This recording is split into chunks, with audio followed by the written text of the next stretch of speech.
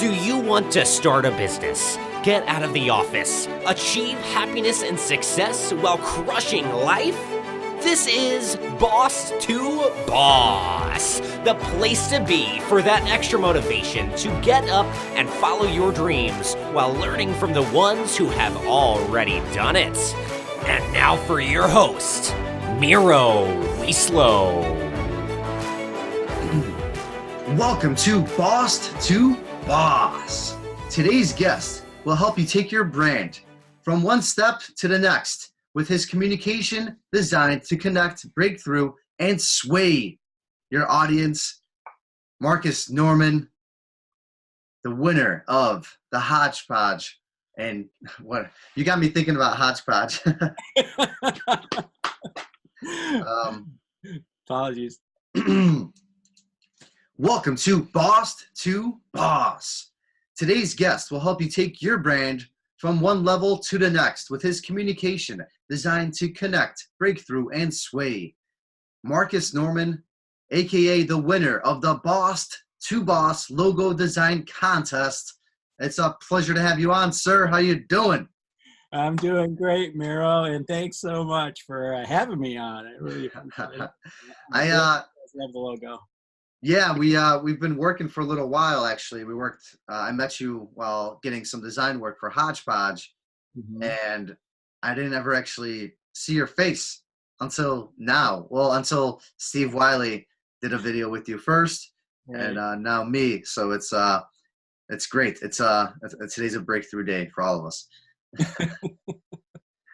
And how does it feel? How does it feel to be the Boss to Boss logo design contest winner and now have your logo pop up on iTunes, on Google for the unforeseeable future? How does that feel? I mean, I love it. I will say this isn't the first podcast logo I've designed. Oh, okay. It's not the first time I've seen it, but I so clearly remember like when I was coming up with I think I presented 3 ideas to you guys just as a hey, I like this first idea, but I think these other 2 are worth sending over. But I remember kind of thinking about it and coming up with it and really working on the illustration of that curled page. And as a lifelong graphic designer, that kind of craftsmanship is what just keeps me going. I love doing that, and I really enjoyed that. And that process part of it is really fun. This was hard though, because typically I'm used to working a little more hand in hand with clients where I'll learn about their business more. And I was able to do enough research and I knew a little bit about your podcast and I listened to some episodes and whatnot. But it's a little different when it's just one-sided like that versus a communication. So it was a little bit of a shot in the dark, but, and that's why I wanted to send you guys 3 options, but I'm thrilled you guys picked the one that I preferred. Always, that's a win-win when that happens. And it happens 80% of the time, I'd say, with multiple options, but never guaranteed. There's a saying that in design, never submit an idea that you can't live with because it's going to get picked. But yeah, it was just exciting, and I think it's a nice improvement and of what was there before, and I think it does give you guys a more professional look, feel, approach, etc., which is great. Yeah, and it's more actually aimed towards the audiences that nothing against the previous logo. I mean, it was a lot of work was put into that one as well. Yeah. And it was actually hand drawn too. Yeah. But it's just, we got to a different level now that our audience has expanded. And it was, I guess, initially the plan was to, pursue everybody, male, female, all types of age groups. And with that, we needed something to portray and to, go after everybody. And right now, if you're listening, if you're watching, if you're not listening to the podcast, but if you're watching on YouTube or Facebook, you will see towards that direction, you will be seeing the logo, the new logo that is being used now. And Marcus, can you kind of explain to us the page flip? Can you explain to us what went into it? Why did you choose this one? Why was it your favorite? Yeah, so there's a couple of considerations. Like when you're talking about a podcast icon, the application is something you have to think about. It's going to be really small on somebody's phone. So any lettering or imagery has to be very simple. So when it's reduced to that small size. So that's one consideration right off the bat that I had with all the designs that I worked on. Always have to think about application. Where's it going to live in the world?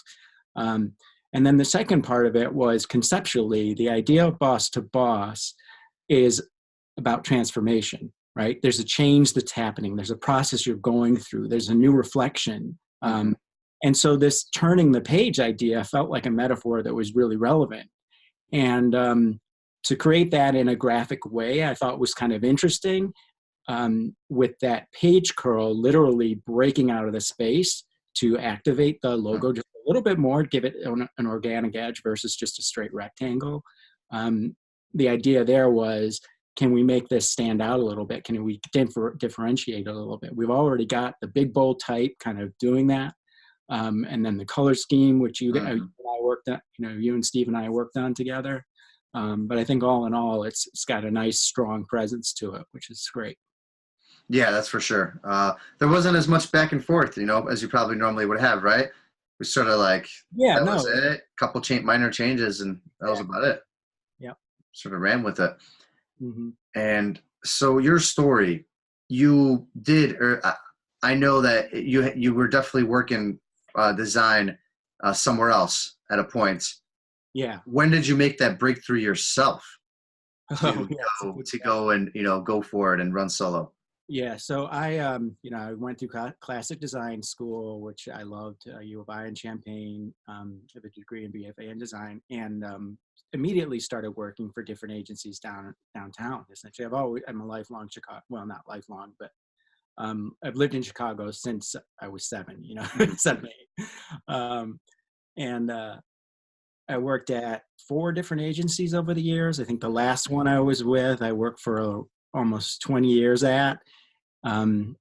It's not like I jumped from 4 over like 25 years or something. So I really got to, I like working with the same people and great people. And I was fortunate enough to work at some really good design firms in the city, learned a lot, was able to apply my trade. And I guess after all those years and all the knowledge that I've gained, it just felt like there's an opportunity here for myself to create my own business where I can avoid some of the overhead that the agencies charge when they've got staff, they've got facilities, which I don't have either of right now. I mean, I'm happy to work on my own. I've got what I like to say is a warm virtual network, because if I need any support, from my years in the business, I know a lot of people in Chicago and even around the country, and I can reach out for anything that I need support with. But that's sort of the way I've learned the craft in the design firms I've been, which is that a design problem is a design problem, whether it's applying it to a video or a truck side or a website. It's the same problem. How do you represent the image or the brand of the company or the message that you want to portray? It's not always a brand, it's a campaign sometimes, or an idea that across. So whether that's it's kind of solution agnostic. It's sort of like take on the challenge wherever it comes, and we'll figure out the application. Obviously, there's considerations for application, as I mentioned with the podcast, for example. So in any case, that's sort of my background. Doing it on my own has sort of been a lifelong dream of mine. I've got this slight ulterior motive, which is if I can create a viable business, then my daughter, who's our youngest daughter, she's actually her second year of study in design school as well. Oh, wow. Yeah, so there's a deep vein of creativity that runs in my family from my Love it. It's pretty fantastic. Actually, I'm lucky. My brother's in design. Do you think that your family had something to do with it, like the fact that others did it before? Or, yeah, it definitely, did you feel pushed into it at all, or no? Yeah, what's that? Did you feel pushed into it at all? No. Okay. Cornered is sort of. I mean, I don't know. I think I see a lot of people going through. I saw a lot of people going through college, and I still do. because I like to mentor when I can, but that don't have a clear idea what they want to do in life. And I've always thought that was something that I was lucky to have. Mm-hmm. I was talented. My dad always used to tell me as a kid, and my brother, my sister, if you can draw, you can do anything. And so he encouraged that artistic side of things. And he was always doing creative projects at home. He was a creative director at an advertising agency in Chicago. Excuse me, in Chicago. But I saw his lifestyle, and I knew it, having grown up with it. My business sense, my financial math, I thought I was going to go into architecture when I went to college, honestly.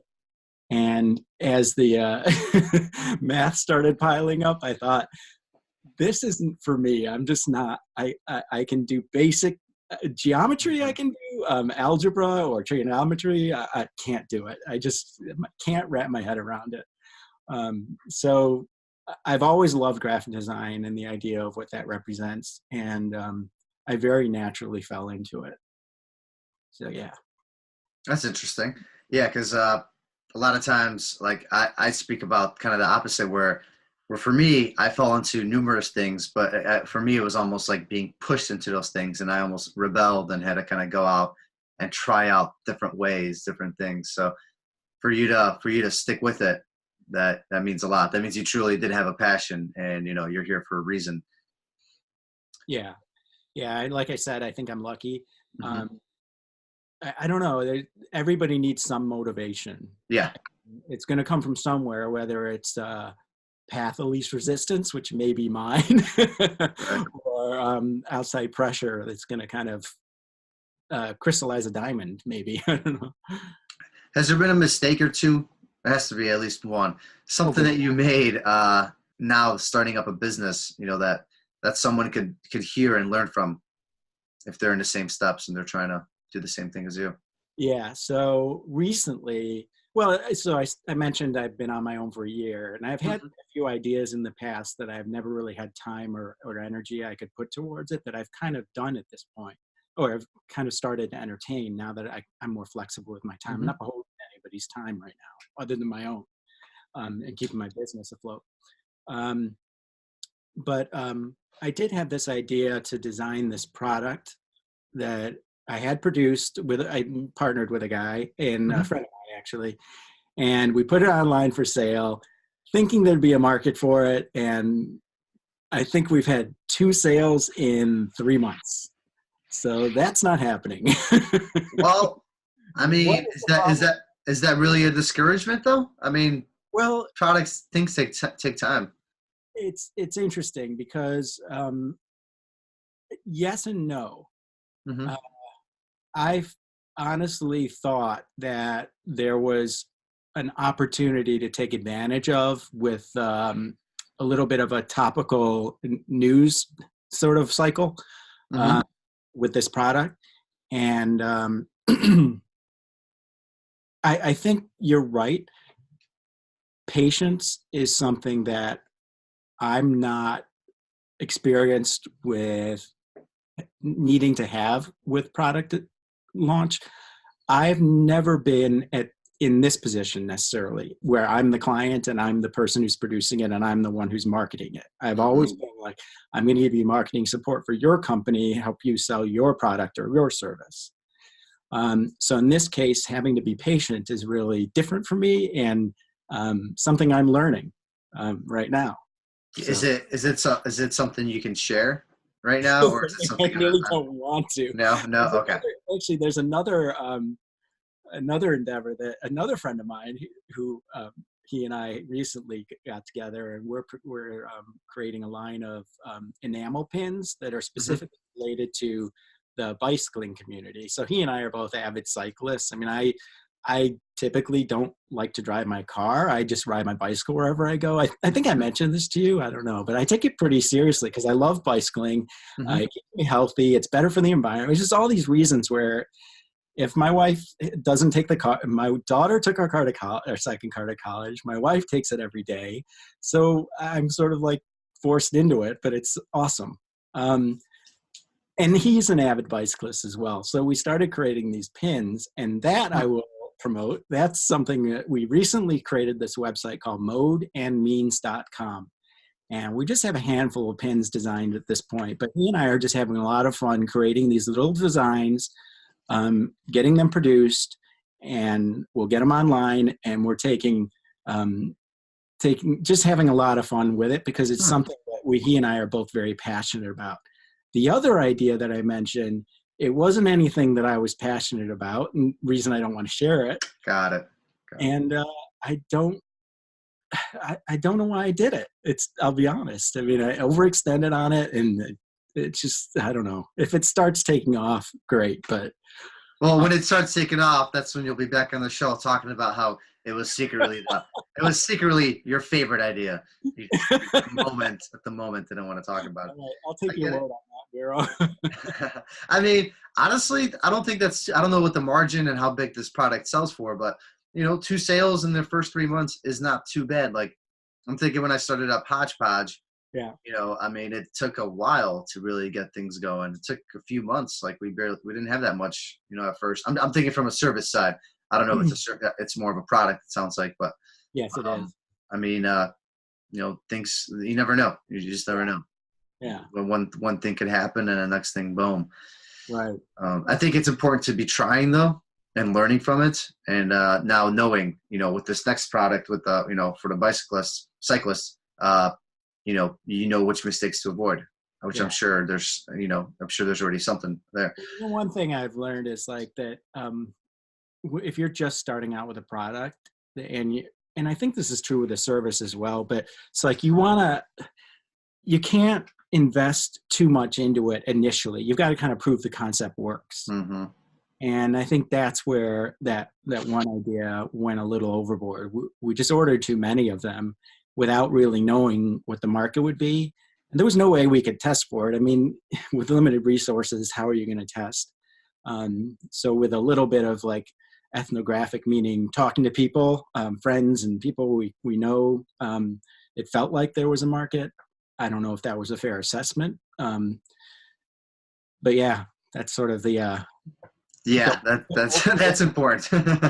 And yeah, that's important. Like, entrepreneurs tend to do that. I think that's part of the definition of an entrepreneur is like take more risk than the next guy kind of thing. I got lucky because my business partner already had numerous businesses and experiences. And with that, he kind of actually held me back. I wanted to like put money in an app, put money into like getting a couple trucks at once, hire, doing this, doing that, all these different marketing things. And he's like, he actually kind of calmed me down. He's like, no, you got to actually start bringing in the money, make sure the concept is working, make sure people are about it. And I mean, going that route, I could see how, I mean, that's probably the only reason why we survived. If I just put all money in, if we put all the money in right away, I mean, who knows if we still would have been here right now. Right. And that's interesting. With the pin. I mean, this is not like a big business for me. I mean, my buddy and I have just kind of said, just joked, if it's beer money, it's paying off, Yeah, there you go. That's it's just fun for us to do.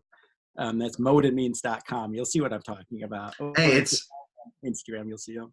It's those little things that, start off as beer money and they're just a passion side project that who knows, that could really turn into something.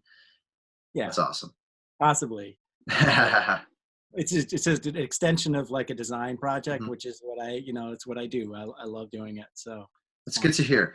So being in design now and being a good full year in, since you were there at a 9 to 5 essentially, though I'm not sure if you actually worked a 9 to 5. Oh, I did, and more, yeah. For a while, a long time. And I gave myself a few years, and that was it. I gave myself a few years, and I was out. I had that itch. But for someone like me, sitting there, a year and a half ago, contemplating life, like seriously contemplating every little aspect of it, what would you tell that person after after you've done that? You did it for an extended period. You did it for way longer than me. So it's a totally different view. Yeah. Well, this is kind of an anecdote.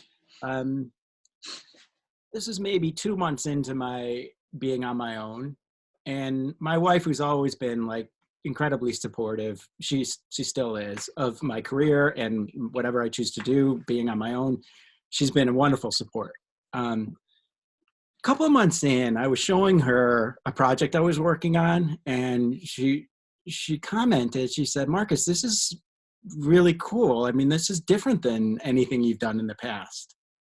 And she really liked the design work. And she said, "You know, you've been showing me a lot of your work lately. You haven't done that for 20 years. And it kind of struck me that it's true. There's a proud fact that I have now. And I'm a humble person. I'm not like braggadocious at all. But knowing the work that I do is like my name's on it. If it's not good for me, then if I don't like it, then I'm not going to let it go. I'm just not. It's because I have to live with it. I'm going to live with it or die with it if my work isn't stellar. The flip side of that, the non-stressful side of that is I get to do really good work. I'm excited about it. I'm challenged by it. It motivates me. It inspires me. So yeah, I'm just really enjoying the ownership aspect, not from a like, this is my stuff, I'm amassing a fortune, because I'm not. I'm making enough money just to get by at this point. I'm hoping to build my business. Yeah. But I'm able to create my own projects, which is great with the flexible time that I have. I mean, I mentioned the 2 side projects I have. I have another one that I'm working on that's not to market yet. It's not worth talking about necessarily. But these ideas from a creative mind these are some ideas that I've had over the years, right? That now I'm able to look at and say, is it worth spending time on? And if there are any that I've had that I think are worthwhile, now I'm able to focus on them, because I'm, working a 9-to-5 job is great, but you get home at like whatever, 5, 6 o'clock. For me, it was always longer because I commuted to and from the city. And I live in the suburbs. Because we raised our kids in the suburbs, whatever.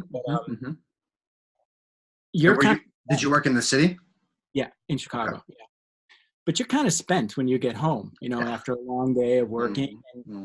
Now I'm much more energetic, and I work from my home studio, which is awesome. I love that. But at the same time, I love that I'm waking up early. I'm usually in my office by like 5 or 7 o'clock in the morning, and I'm here until my wife gets home around 6 something. And then oftentimes I'll be working later at night, but it doesn't feel like work anymore. It just feels like because these are projects that are really exciting for me to take on for the most part. Every once in a while I hit the drudge part of a project, but it's not often. They're all really exciting, and I know I'm making a difference the way I'm doing. That's really motivating me as well. And then the other part of it too is just that, this is all for me. This is whatever money I can make or profit I can make, which isn't a lot right now. Yeah. But there's a direct impact. There's more responsibility, obviously. Tax purposes, I've got to save, healthcare to worry about, all that stuff. Yeah. And that amounts to quite a bit. But wow, it's just, if you can get past that, then, I'm saving my clients money with my low overhead. In my home studio, which is more than adequate space for me. I've got the technology here. And like I said, I've got the connections that I can reach out to for any project that is sizable, or even if it's a very technical website, commerce site or something, then I'll find the right players to use. That's one thing that entrepreneurs often struggle with, honestly, is when you're, you have a sense of marketing, but it's not, I don't want to say it's not a sophisticated, educated kind of sense of what marketing should be typically for an entrepreneur, because that's not what your business is marketing, right? And branding. So I think one of the common problems that entrepreneurs have is if I need to create a website, or if I need to create a sales brochure, if I need to create an identity, or how do I build my brand, they really don't know where to go to. And their reference is going to be their network, right? Who do I know who's drawn something or does graphics? That's not always going to be the best person you can get. It might be something you can lean on for a little bit of money or even for free, which is good. Or to get started. Get started. Yeah. You and I just had this conversation about don't bite off more than you know is right, in terms of overextending yourself. Mm-hmm. But at some point you got to kind of be real and realize getting somebody who knows what they're doing to affect my bottom line better, more directly, could be worthwhile. And if your company starts growing, of course, there's a future to think about. And you want to make sure your face is kind of future-proof. Your face, meaning your brand. Mm-hmm. I always think about it in terms of a personality. How you represent your brand from a creative side, and I think from an entrepreneur side, what resonates is if you think about a person. Like I like to use the example. Well, Justin Timberlake is let's just use. Everybody knows JT, right? I think so. Okay. So if you think about words that describe his personality, Mm-hmm. smart, you say he's creative, you would say he's expressive, he's ambitious, he's authentic. What else? Confident. So these are kind of personality traits that are for a person. Well, the news here is that those apply to brands as well. So every brand that you could, let's take a car company, Subaru. Everybody knows Subaru. Mm-hmm. Now we could think about their personality traits: rugged, reliable, dependable, adventurous, honest. These are kind of characteristic words that would help explain what that brand represents, right? Yes. Mm-hmm. And outward facing. And they're like based on core truths for what this brand is. If your product or your service doesn't imbue these words, then these words aren't right. They have to align, right? Mm-hmm. To connect and be honest and be sincere. As you develop your own brand for your company or your service, your products, etc., you want to think about how you share your brand with the world. And that's going to it's going to start to represent your brand. And it's not just your website, that's a big part of it, but it's any interface or communication that you have with your customers. You want to think about that. Your actions are doing one of two things. They're either helping your brand or they're hurting your brand. Now, you need to figure out what your brand is first and foremost. So thinking about those personality traits is a really good one, I think. And then you can kind of take those to heart. And if you have a team, you can even post those, share those in the office or whatever online resource, so that everybody kind of realizes, oh, good, we have a focus for our communication. Exactly. For our actions. And then you see it, if it's posted somewhere and you see it every day, it sort of starts subconsciously sinking into the brain a little bit as well. Yeah, and then next time you're producing whatever it is, an advertisement to go online, you look at those characteristic words, and if it's not aligned with one or more of them, then you know it's not right. I love that. I'm definitely. I'm actually might have to post something in my office now. Yeah. I got a couple small things, but nothing like nothing vision related fully. I think I got to do something like that. I like that. I got another one for you, Miro. Got me thinking. So there's one that I've read about, which is like you need to answer 3 questions about your business. You're starting out a business. These are the 3 questions that you want to answer to help inform how you want to represent your brand. First one, really simple, and it's like, who are you? So I'm a company that sells blah blah blah in Chicago, whatever. Second question, what do you do? Well, that gets a little tougher. Not tricky. Well, I sell these enamel pins to cyclists in Chicago who feel like they want to decorate their bags or their jackets, whatever. The third thing is, why does it matter? And this is the big kind of think question. Why does it matter what you do? Yes. When you stop, this is like a couple of cups of coffee kind of thinking you've got to do over why does it matter? Why does it matter? You're going to be getting at your differentiators. How are you different? This is an important thing to understand.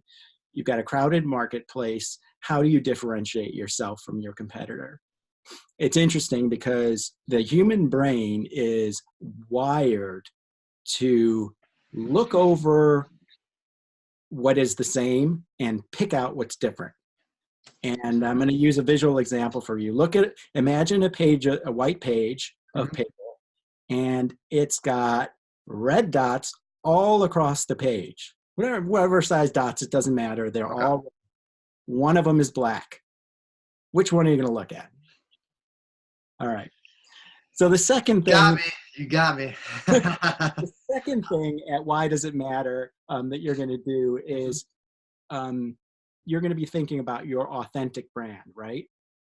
If you're not sincere, if you're not accurately portraying who you are to your customers, people are more sophisticated in marketing than that. They will see right through it.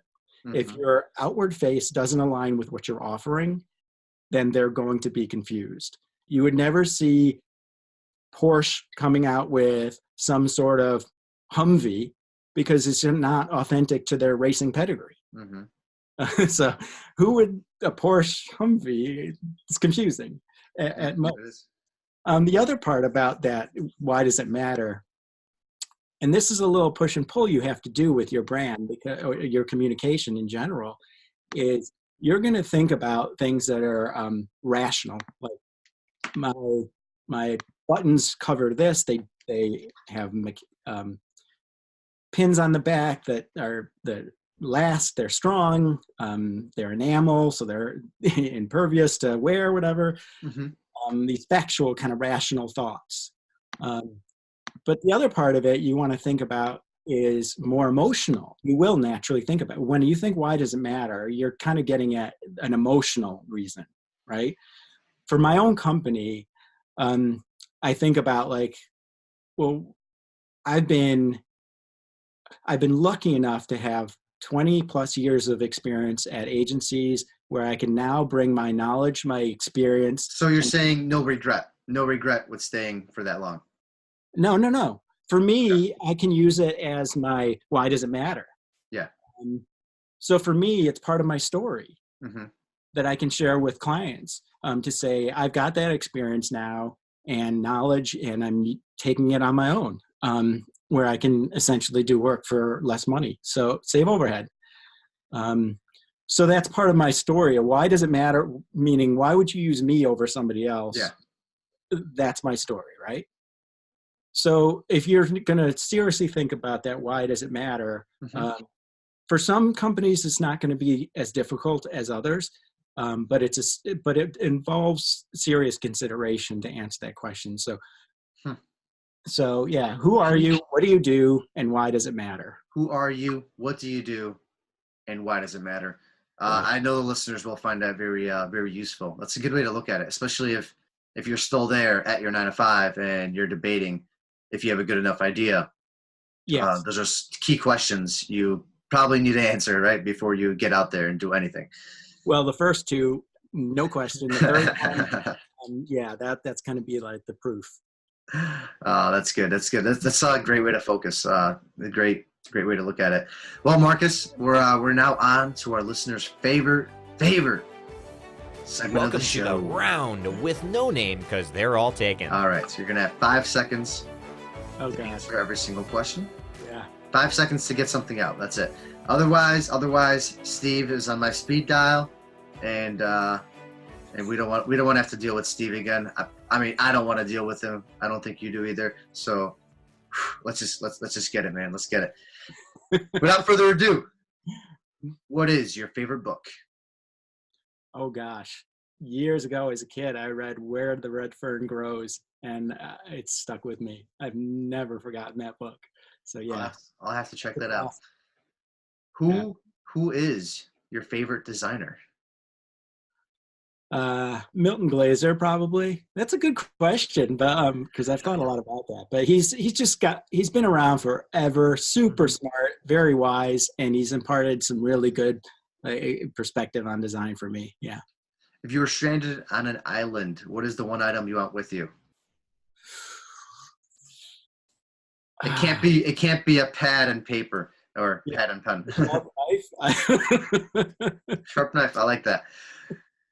That's a first, I think, actually. That's a two boss exclusive, everybody, here with Marcus Norman, normandesign.co. That's survivalism right there. Is entrepreneurism a fad? I don't think it is. I do think that it's going through a change of definition slowly. But I think the way the world is evolving, I feel like we're just going to be full of more entrepreneurial spirit in the future than we are now even. If you went to a meeting and you saw someone sitting there with socks and sandals, how would you feel about them? Would you respect them? I guess it depends on the meeting, but yeah, I mean, I'd be lying if I said I didn't have that happen to me. Oh, really? We'll all sorts of shapes and sizes. We need to hear about that later. How do you, I know you have to, but how do you drink your coffee? Oh, always with cream. Always with cream. Just make it at home, or you go out somewhere and get it? No, I'd like it here at home. I like a walk to the local coffee shop every once in a while, but mostly it's just at home. Yeah. If you had unlimited amounts of money right now to start up any business you wanted to start up, and it can't be your own, what would it be? Oh, gosh. It would be something about sustainability. So I would invest in like roof tiles, that photovoltaic roof tiles, whatever. Yeah, there's a strong vein in me that thinks about sustainability and the environment. It's in a lot of the way I live my life, and so it would certainly be something around that. I do think that's an important issue that doesn't get discussed enough in today's world. Oh yeah. And there's a lot of political issues that come up, and I always think, you know what? None of this is going to make a lick of difference if in 20 years, 30 years, this planet isn't livable. I love it. And with that, we are going to end the round. You survived. I survived. We didn't have to call Steve. Miro, it's been a pleasure, dude. Mic drop. It's been a pleasure. Marcus, mic is yours. If you have any closing thoughts, everybody, once again, that's normandesign.co. So yeah, you could search him on Instagram, Facebook, and his website. And stay tuned for his promo that's going on here with Boss to Boss. He is the logo winner, that logo that you see in that corner, that awesome logo we're going to be showing off. It's going to be in your face for a while. Mike is yours. It's been a pleasure, man. Yeah, well, definitely check out my work if you're interested in anything I had to say. There's a little bit on my site, normandesign.co. I've got that 30-minute, $60 brand consultancy with you if you are interested in taking that on. Certainly let me know, or let Boss to Boss know. They'll put you in touch with me. Miro, it's been a pleasure, nothing but a pleasure since we initially talked. Oh yeah. Helping you out with Hodgepodge was just awesome. I love that you were just like this enthusiastic client. I know there wasn't like a big budget behind it, and that's fine. I mean, I don't always, I'm flexible with my clients, as you know. So I was really appreciative of, I like the mission of Hodgepodge, which is along lines of I was just saying about sustainability. You're about like keeping things out of the waste stream. I mean, that's just a byproduct of what you do, right? Keeping things out of the trash is great. So yeah, great company. And it was a pleasure. Appreciate it. Yeah. And to many more years, right? Cheers. Yes, absolutely. All right, Marcus, it's been a pleasure. We'll definitely talk again soon. All right, Miro. Take care of yourself. That is all for this episode of Boss to Boss. Your next step is to visit bosstoboss.com, where you will find proven techniques followed by professionals to help you make that next step. Again, that is boss2boss.com. And remember, the time is now.